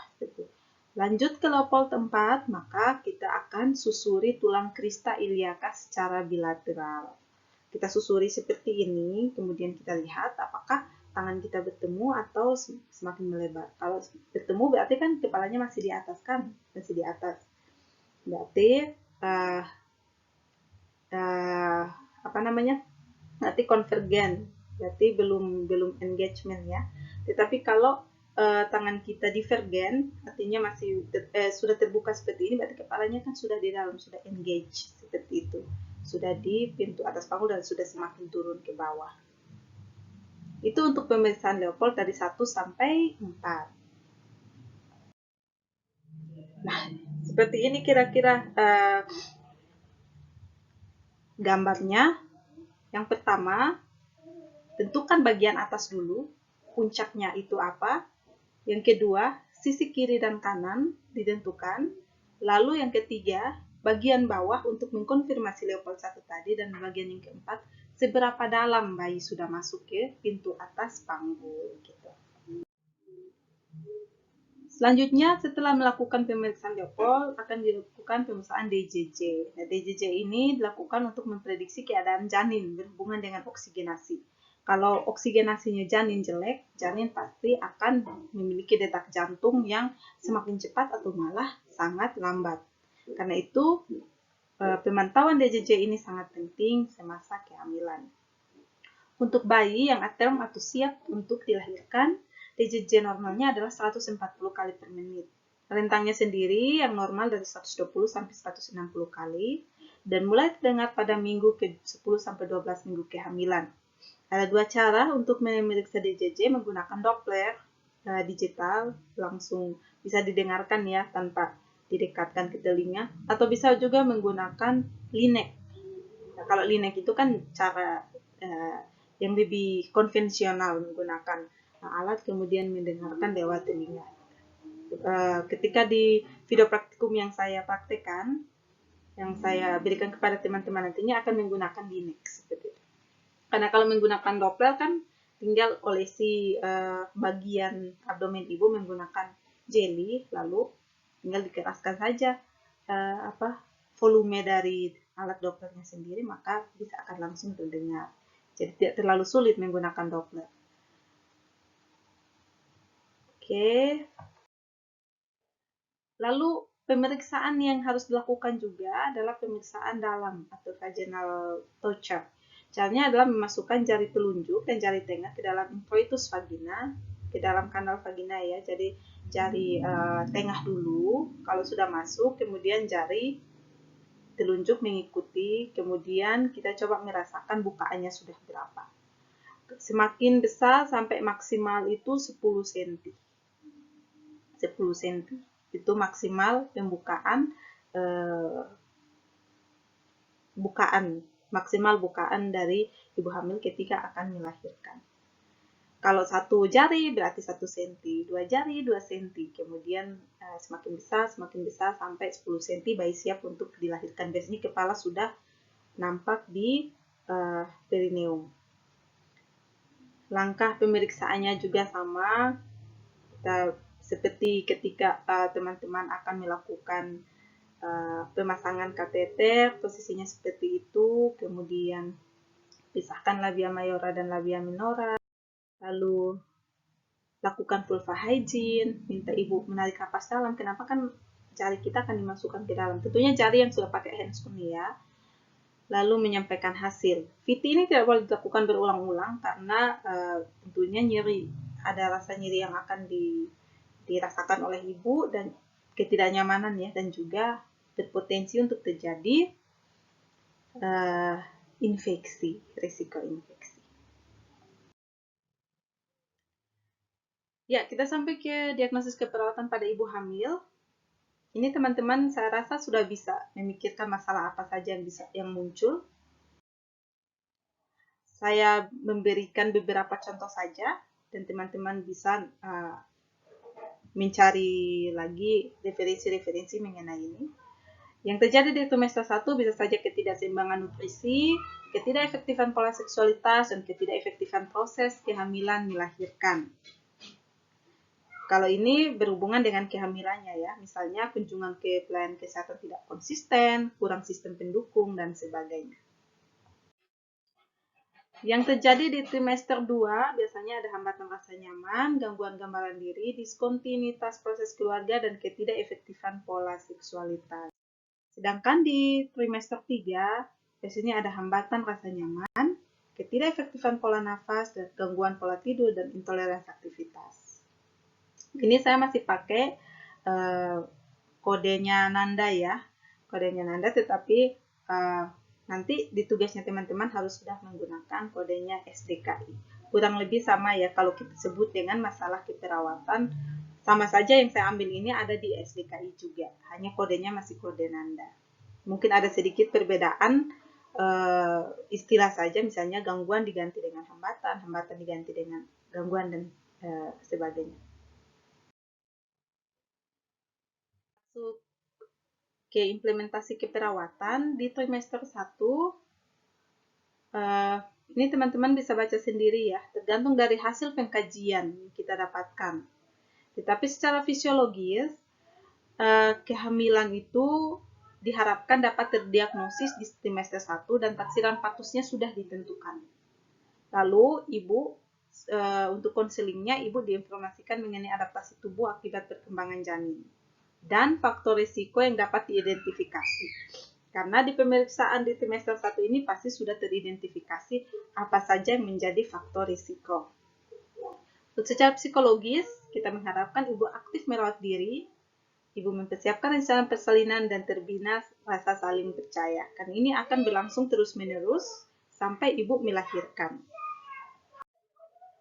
Untuk trimester 2, tujuan perawatan fisiologisnya adalah memastikan taksiran persalinan jadi sudah lebih pasti lagi, karena di trimester 2 ini biasanya ibu sudah dianjurkan untuk melakukan USG seperti itu kan. Ibu memperoleh informasi mengenai adaptasi kehamilan yang lebih rinci, faktor risiko dapat teridentifikasi, ibu waspada dengan bahaya kehamilan, dan untuk secara perawatan psikologis, ibu lebih kooperatif dan aktif dalam merawat kehamilan dan juga mempersiapkan rencana persalinan. Lanjut ke trimester 3. Di trimester 3 ini, ibu sudah memperoleh informasi mengenai adaptasi dan perkembangan janin, bagaimana melakukan perawatan postpartum juga sebenarnya sudah harus disampaikan di trimester 3. Lalu secara psikologis, hubungan saling percaya semakin membaik, kebutuhan dan kesiapan ibu sudah teridentifikasi, sudah siap ya, jadi betul-betul siap untuk melakukan persalinan. Untuk intervensi keperawatan secara mandiri, ada beberapa informasi yang harus kita sampaikan kepada ibu hamil. Di trimester 1, kita harus melakukan penyuluhan mengenai nutrisi, zat gizi. Maksud saya zat gizi, aktivitas, kebiasaan tidur, hubungan seksual, pemakaian obat. Ini semuanya berhubungan dengan apa yang sudah kita sampaikan tadi tentang adaptasi fisiologis ibu. Jadi saya tidak akan menyampaikan lebih lanjut karena ketika tanda-tanda sudah kita identifikasi, kita sudah tahu apa yang harus kita lakukan. Trimester 2 juga seperti itu ya. Jadi semakin besar kehamilan, maka kita rekomendasikan pakailah pakaian yang nyaman, praktis, dan longgar. Seperti itu. Jadi semua hal yang berhubungan dengan perubahan fisik maupun psikologis ibu itu yang kemudian kita jadikan sebagai bahan untuk melakukan intervensi mandiri. Trimester 3 juga seperti itu, sampai mengajarkan perawatan diri, dukungan emosional dan sosial, persiapan menyusui, persiapan sebelum melahirkan. Dan ini adalah slide terakhir, adalah daftar pustaka yang digunakan ketika membuat materi ini. Teman-teman boleh mengambil daftar pustaka dari mana saja, yang penting buku atau jurnal untuk menambah wawasannya teman-teman. Demikian kuliah kita hari ini. Teman-teman boleh menanyakan kalau tidak ada yang kalau masih ada yang kurang dipahami. Tapi saya rasa kalau teman-teman sambil membaca referensi yang lain, maksud saya, teman-teman akan lebih paham lagi dibandingkan dengan hanya mendengarkan kuliah seperti ini, ceramah seperti ini.